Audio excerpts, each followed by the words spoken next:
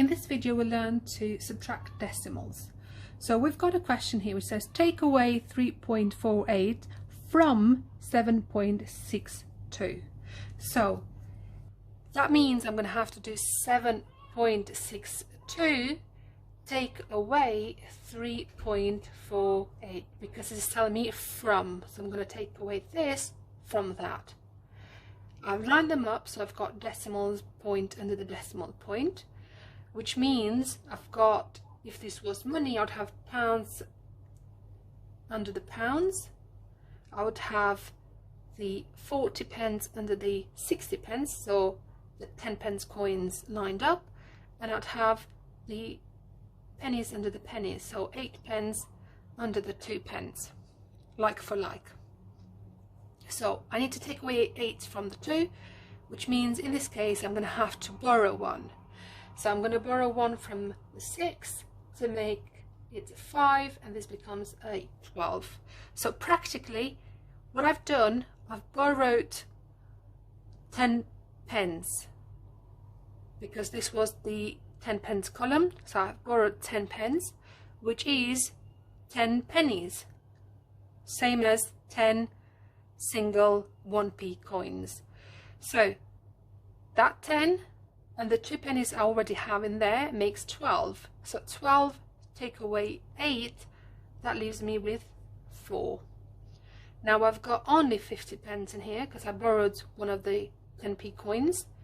5 take away 4, or 50 take away 40 if you like, and that leaves me with the 1, which has the value of 10, so 14 altogether so far. Now we're looking at the pounds. We've got 7 take away 3, which gives us 4. Now this wasn't in fact money, but we just referred to it to help us understand. So I'm not going to add a pound sign in front of 4. Let's try another one. So if we have 417.8 take away 329. So you notice how I've placed the 9 under the 7, because that is 9 units and that's 7 units. So I haven't got a decimal point because it's a whole number, but I could add it at the end and add a 0 as well if I want. So 8 take away 0 leaves me with 8. 7 take away 9 means I need to borrow 1. So this becomes 17. Take away 9, that is 8. Now I've got 0. Take away 2, so I'm going to borrow 1. This becomes 10. 10 take away 2 leaves me with 8. So 88.8.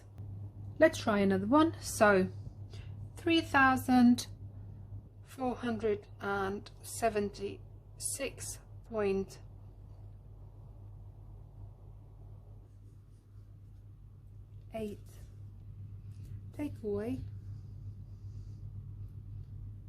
1,609.9. So we've got to take away 9 from the 8, which means we've got to borrow 1. So I'm going to borrow 1 from the 6, make it 5, and this becomes 18. So 18 take away 9 gives me 9.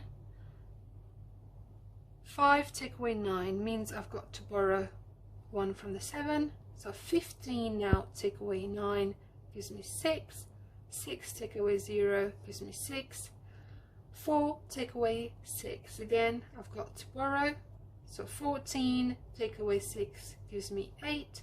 2 take away 1 gives me 1. So 1,866.9. Let's do a final one. So 2008.6 take away 342.8 2, 4. I could add zeros here. So now I need to take away 4 from the 0, which means I need to borrow. But looking at that, it's a 0, so I can't borrow anything from that. So I'm going to have to borrow from the 6. So that becomes a 5, and this one becomes a 10, which means now I can borrow 1 from it and give it to this one. So 10 take away 4 gives me 6, 9 take away 2 gives me 7, 5 take away 8 means I've got to borrow 1. So this becomes 15, take away 8 gives me 7, 7 take away 2 gives me 5. Now I've got to take away 4 from 0, which means I've got to borrow, but I can't borrow from this one, so I'm going to borrow from the 2. And this becomes a 10. Now I can borrow from it and give it to this digit here. So 10 take away 4 gives me 6. 9 take away 3 gives me 6. 1 take away 0 gives me 1. So 1665.776.